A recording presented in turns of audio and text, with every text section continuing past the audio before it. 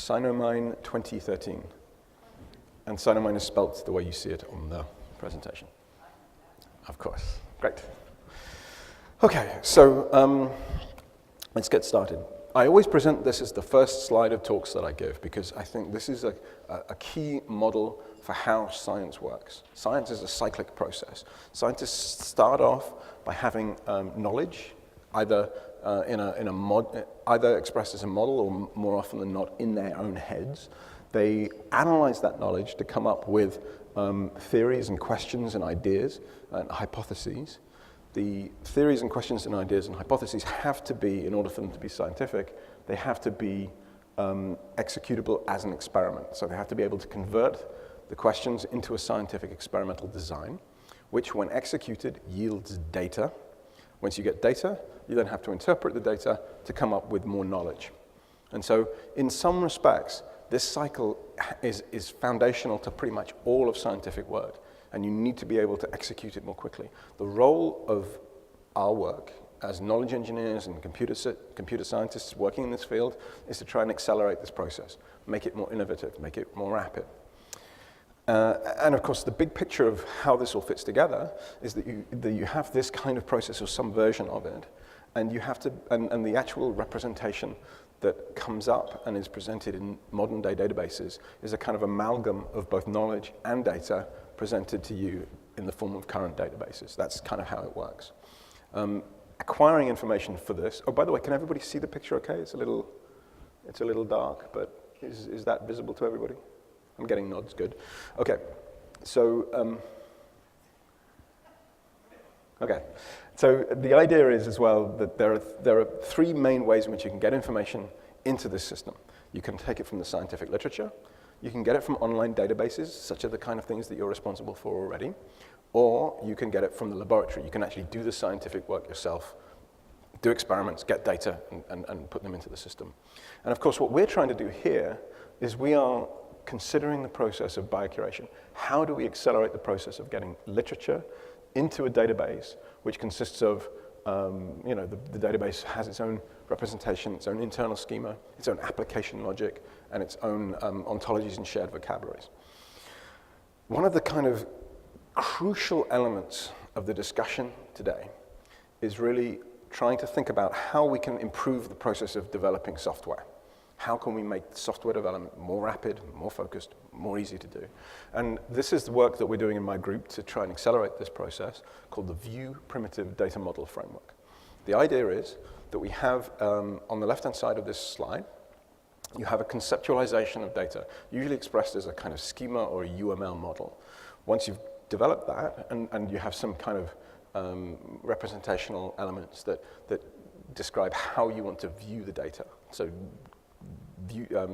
specifications of views. The VPDM system allows you, at the touch of a button, to auto-generate source code for a client-based action-side action script that generates a Flex client and various different Java archives and database scripts that can allow you to build the bare bones of an application very quickly indeed. And this is the kind of basis of how we're developing our software and is the basis of how the SciKnowMine application as a whole. The software engineering elements that we actually have built consist of, we'll talk about this in more depth later on, but the program that we've developed has command line tools for systems administrators and a web app client available for biocurators. Now, and importantly, the way in which we go about distributing and building these systems uses software engineering architecture elements to make it more easy, more straightforward. So we have GitHub for open source community development. I'm going to talk about that in a little bit as a potential proposition for everybody. We use a system called Hudson for continuous integration testing. So we build unit tests. We then upload it. Hudson will actually go and get the original source code from our Git repository, upload any changes, and try and run all the unit tests it can on a regular basis to try and check to see whether or not there are any breakages or issues with that. We use Maven for dependency management, I should say. And if you're doing programming in Java and not using Maven, you are a braver man than I am, because I think Maven is an essential component of how we actually do these things.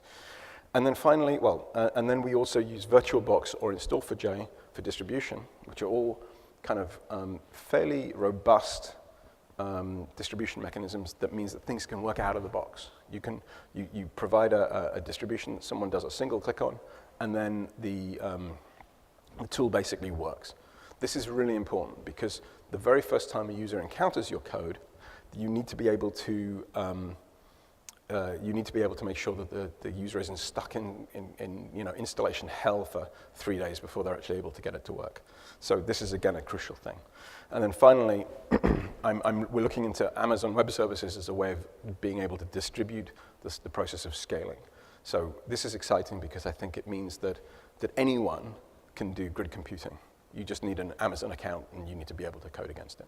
So given all of these elements, I think that there's enough infrastructure for us to be able to really do good software engineering code and build really robust systems without a great deal of overhead and problems.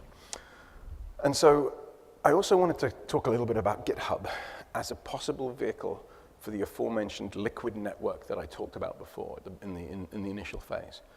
GitHub, now everybody uses source control mechanisms, and this is good. Everybody uses either SVN or everybody uses various different ways of storing and managing their code base.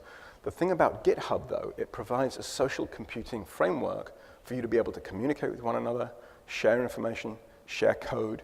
You even have, I like this, you can actually, oops, thank you very much. You even have a nice distribution of how much work I've been doing. So you can see if I've been actually developing, be careful about that, by the way. You can see whether or not, how much development work people have been doing. You have people who follow you. You can actually share code very easily. Importantly as well, there are these mechanisms such as fork, clone, pull requests and such like that require a little bit of introduction to get used to. But in fact, once you start playing with them, it really does make programming so much easier.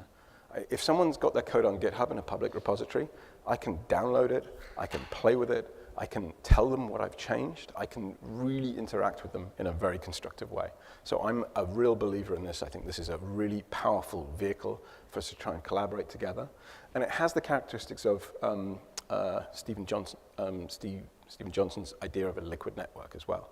It's a framework within which we can make these connections very easily and in a very kind of transient way. Okay, it also has an API. So we could build code, we could actually build tools on top of GitHub that help us do what we're trying to do. Now that's exciting as well. So how does VPDMF work as our kind of proposition of what it does? It goes from this, which is a schema. In fact, the class called FTD here, it stands for full text document. I know some of you are trying to kind of, okay, what's he doing? How does this work?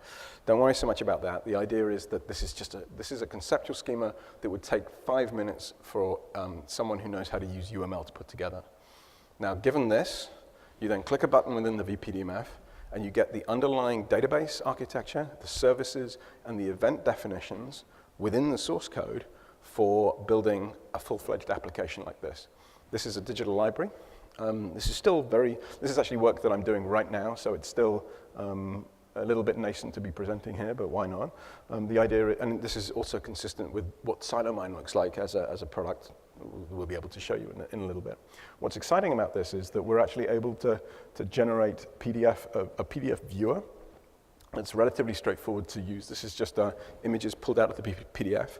And because our tools allow us to actually understand the structure of the PDF file, we can click on it and annotate it and draw on top of it, as you can see here. Now, these fragments that I'm putting into the system, they actually have just been uploaded into the underlying database. And we can delete them, we can move around, we can do all sorts of things. And because we have actual source code level management of all of the processes that are going on in the data, we have a lot of control and a lot of power. We can design this to tailor to any kind of application you like. Okay, so that being said, that's all the software component parts of things. Let's talk a little bit about biocuration.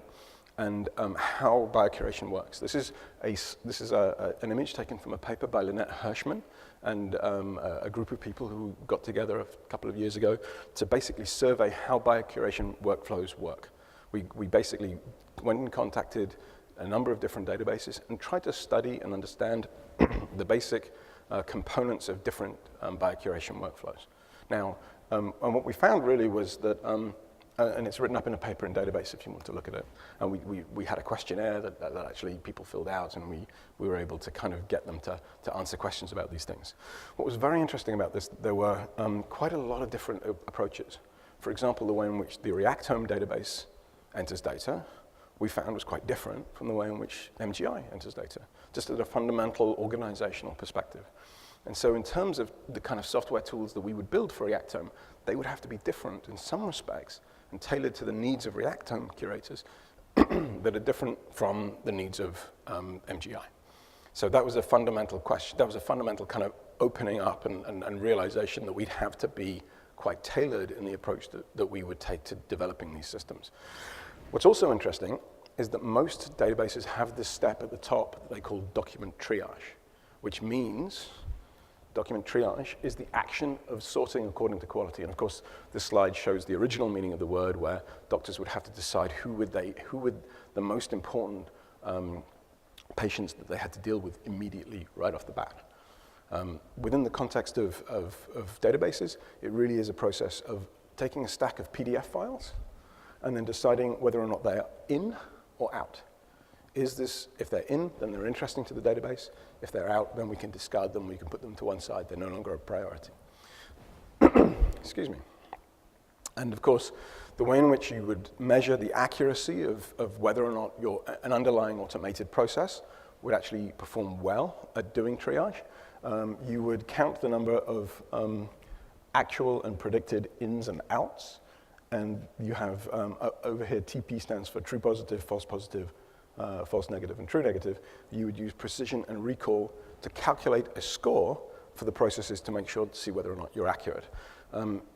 Traditionally as well, NLP researchers have used a score called utility based upon trying to assign excuse me, a score that is the usefulness of finding something that's in or the usefulness of finding something that's out, and then calculating the utility score based upon that. And in fact, this is kind of indicative of how the current model of bioinformatics actually works BioNLP works to try and bridge between bioinformatics and natural language processing at the moment. This is an example. This is an example taken from the TREC conference in 2004 and 2005, where mouse genome informatics data, full text documents, were taken, and the various different participants tried to automatically assign codes to these documents to determine whether or not they were judged in or out for these 4 different categories. And the researchers measured precision, recall, F-score, and utility for all of these various different things. Now, in 2004, in the first time that this trial was made, no group was actually able to do better than simply searching Medline for the mesh term mice, which is a pretty damning result. At the time, it's quite disappointing. In 2005, they managed to improve upon that, but 46 to 48 groups competed in this, and the best F-scores, the best kind of measurements, the best performing systems were only able to get F-scores in the range of 0.67, 0.43, 0.42. And what this means is that one of the highest scoring teams, which had a utility of 0.94 in the triage task for tumor, down here on the bottom right-hand corner, was from Rutgers, but their system had a recall of 1 and a precision of 0.07.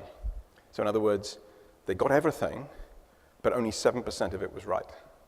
Now, if you were a biocurator and you had a system making those kind of recommendations to you, it would be worse than useless. It would be a distraction. It wouldn't actually be practically useful.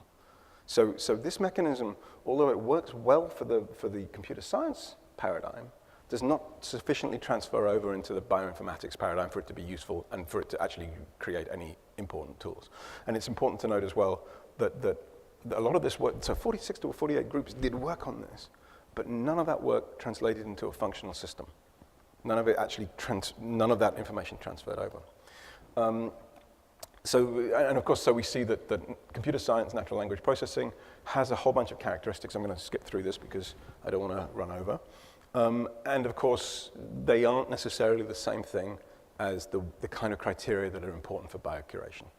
I would also say that one important distinction that I want to highlight for future presentations today is that in computer science, there's a lot of competitions. Competitions are a really good way of determining who's got the best functional system. And currently in curation tool development, we have one game in town. That's the Biocreative system that actually addresses these questions of biocuration from the point of view of the biologists. Okay? An important thing as well is the mechanisms for sharing from the two communities.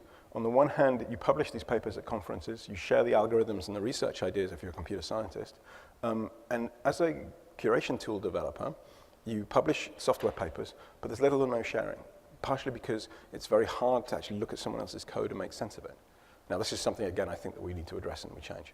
So the kind of image that I want to leave you with is that this whole question, accelerating curation with NLP, is an unfinished bridge. We need to actually try and complete the span. So, so let's talk a little bit about SciKnowMine and what that is.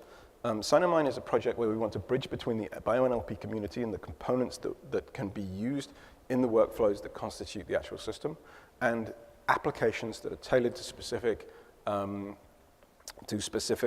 biological databases that are useful to biocurators. Our systems also use PDF files, as you saw in a previous demo. We have this system called layout-aware PDF to text that takes an individual PDF file, blocks it by figuring out which words kind of go together and which words occur in individual blocks, and then allows you to classify the different blocks of words into things like abstract, introduction, method sections, and such like. This is an ongoing work. We do have a functional system out. We have a paper that's written up on it, but there are improvements that can be made to the system. And this is part of the kind of contribution that we're trying to do. So I thought I'd just start, actually, the SciKnowMine part of the presentation by giving you a demo, and then explaining the demo a little bit. So this is how it works. The idea is, it's a web application that you download and run. The system starts off by you pick a target corpus. This is the corpus into which you are curating. So you want to try and select papers of interest to this corpus. And then you have a stack of papers that you are looking through, which is what we call a triage corpus. The system basically allows you to upload data into the system, upload these papers into the system, and then scroll through them relatively easily just through a web control. And you can browse and look at the actual underlying PDF file within the tool itself. So you don't have to go somewhere else, download the PDF file, and look at it in the browser. Okay, so this is kind of nifty. The idea as well is that within this list, the way in which we code inclusion into a specific target corpus is by giving it an in or an out code. I'm not sure if you can, hopefully you can see it, but in this column here, each of these different papers are assigned either in, out, or unclassified. So the ins and the outs provide you with training data, and the unclassified provides you with the data that you want to try and then classify into. What's important as well is that you actually have, the system uses machine learning, very simplistic machine learning. Be very careful about that. And it assigns a score that's non-zero to documents that it thinks are interesting to you. And that's currently how we have it set up so that you can get feedback about which papers are interesting or not. Okay, and in this initial presentation of the work, we just ran it through a whole bunch of documents, and we were able to confirm just simply by eyeballing the documents whether or not they were interesting. And this worked initially quite well. We are in the process of testing this and deploying this to MGI to make sure that this is actually not just an artifact, that we can talk about this reliably. So that's how the system works. Now, the underlying design of the system, let's move forward, please. There we go. Okay, the underlying design of the system is based upon this so-called processing cycle. The idea is you start off with a bunch of papers that you haven't seen yet. You curate them into these in and out categories. You then train a model based upon these in and out categories. And you then, that gives you a system that you can then use to automate the classification of these documents that you haven't seen before. So it's a fairly simple cycle. Now, what's interesting about this, and what's, I think, the most valuable aspect of this whole work, is that this provides a vehicle for bringing together the three different communities. Okay, on the one hand, you have the curators who are looking at the documents and saying, okay, this is in, this is out, this is in, this is out, this is in, this is out. Then you have the infrastructure developers who are actually trying to take the model that's been generated for them, and they need to apply it to all of the documents they can find, which needs to be scaled up because we're working with thousands or maybe even tens of thousands or maybe even more documents for each database. Okay? And then, of course, you've got the NLP researchers who maybe want to improve the performance of the model. They want to make sure the classification system does a really good job. Okay, so if we have the framework that's set up like this, where each person has a different task, and each person can contribute their own unique skills to that task without having to deal with the whole thing as a whole, then we have a chance of solving it, as long as we can collaborate and we can get it to work. Similarly, this system has a design. Okay, now it's funny because when you talk to an NLP person about, okay, how would you design a document classification system? They'd be like, oh, it's easy. You know, you just bum, bum, bum. You just from an algorithmic perspective, it's very, very simple. But I think that there's value in trying to determine and describe the underlying conceptual design of an application that's trying to do this kind of simple triage. And I'm proposing this is the system this is the design that we use. If someone else has an idea for a design pattern that would work just as well, please let's talk about it. So the idea is that this is a kind of a cartoon of the UML model that goes into the underlying system that I described previously. Okay, and so the basic idea is that you have a full text document linked to a literature citation. The literature citation is going to be classified into the target corpus here, but it consists of, there's a stack of these citations that are made in the triage corpus. And so the representation that we have hinges around having this triage score representation that is a three-way relation between the citation, the document, the target, and the triage corpus that it comes from. And it's relatively simple. This is something that we can actually build upon. Okay. The machine learning we use is just out-of-the-box stuff. I'm not going to go into detail because I am running out of time. We're using ClearTK, which is going to be talked about later on today by James Gum, which is going to be exciting. We use a small training set consisting of 900 documents, 5-fold cross-validation, and we use very simple machine learning models, libSVM and liblinear, both of which are, again, out-of-the-box tools. And we use very, very simple features. Given that, we were able to get the following performance from the system. This describes the basic performance, what the numbers look like when you say that everything is out. You get incredibly low recall, because you miss everything, but you get very high recall for all of the out categories. And you basically say that the F-score that you generate just as a baseline is 0.89, which is a little scary, because that means that 0.89 isn't necessarily a particularly good score.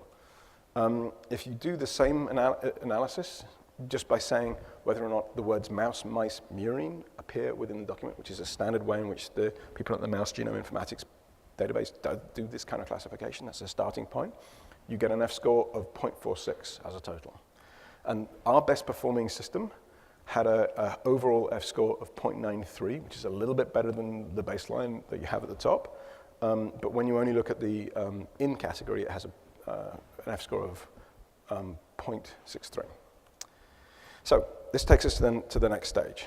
And I'm very, very almost out of time, so I'm only going to talk about this.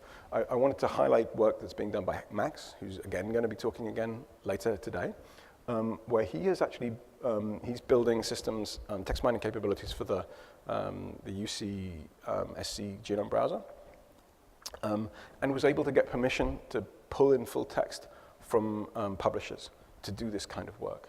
So one mechanism that we can, and he has access to to large numbers of documents.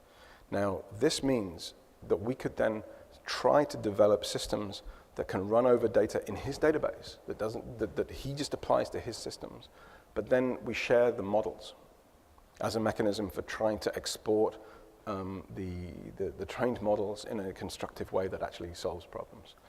Okay, so I am now out of time, and this is all kind of high-level stuff that we can jump to. So I'm going to leave it at that. This is, if we are able to be successful in this process, and that we actually succeed in building good bridges, this is what will happen. Fireworks galore. Everybody will be very happy. Okay, so thank you for your time and attention. These are some acknowledgements of people who contributed to this, and of course, thank you to the SciKnowMine grant from NSF, who, without which none of this would be possible. So, do you have any questions? That's it. Go ahead. One question about the SciKnowMine, in terms of the triage, how flexible it is, for example, with a lot of customization. For example, our boss, we work on plants. Can I tell the system I only want plant papers? Yes. That process very straightforward. Yes. So the whole point is that the features that we've used to describe the. Do you want to set up as well? You're presenting next, Jenna. Okay. So, the features that we use are simply linguistic features. So we use bigrams, which means pairs of words, and they can be any words you like. There's no specialization or pre-programming designed specifically for mouse. So essentially, all you need to do is say, here's a bunch of documents that are in, here's a bunch of documents that are out, and the system will learn from the documents the words that tell it whether or not a document is of interest or not. So it's completely, this is as general as you can get. And in fact, the performance is probably not so good because it's so general. If we wanted to, and part of the process of how we can continue to move forward with this is if we can, we have a general framework that you can then work with NLP people to tailor features that are more geared towards your domain. But we need it to be a kind of open framework within which anything can work. Does that answer your question? Okay. Check. You might get some questions from me today about scalability. You just mentioned that the performance might not be as Right. good. What kind of information would you need to put this into a context where it can scale to, 100 million documents? Okay, so the question is about scalability, and what information do we need to scale this to 100 million documents? Well, ideally, we would want to be able to get hold of the original documents to start with in a very easy way. So we would want to work with the publishers to make sure that they actually provide the full text off the bat. So we don't currently we have to download every individual PDF and extract the text behind the firewall to make sure that no copyright is being violated and make sure that we're actually able to do that in a consistent way. In terms of the computation, these NLP processes scale very well, and there's a lot of technology already existing for being able to do this kind of work at scale. So using Hadoop and Mahout, for example, provides a framework within which people like me can program on to try and develop these things. So I don't think that the technology is the barrier to scalability. I think it's the politics and the financial concerns and the way in which we're having to put these things together generally. Does that answer your question? It does. Okay. One more. I think probably the most challenging things is how to apply negative rules. How flexible is the system? So, for example, you could say, all of these mouse, but if only evidence of mouse is in phrase X, Right. then discard. So it's more of a negative rule to filter out. And I think that's always the challenge. Okay, so the question is concerning, so the question is saying simply that one of the biggest challenges that people currently have in putting together these systems is to encode negative rules that are saying, okay, if, for example, the word mouse occurs within the reference section, you should discard it and not use it, right? So that's the question. Okay, so in fact, this is indicative of the different kind of views of how people proceed in the different paradigms. So that's considered general practice within biocuration. That's how you encode rules. Now, in NLP, basing systems on rules is really considered archaic. That's like, I think I'm correct in saying this, Alan? Normally you'd use machine learning to help you with that. So you wouldn't need to manually curate the rules, the system would learn for that. Kevin, am I right?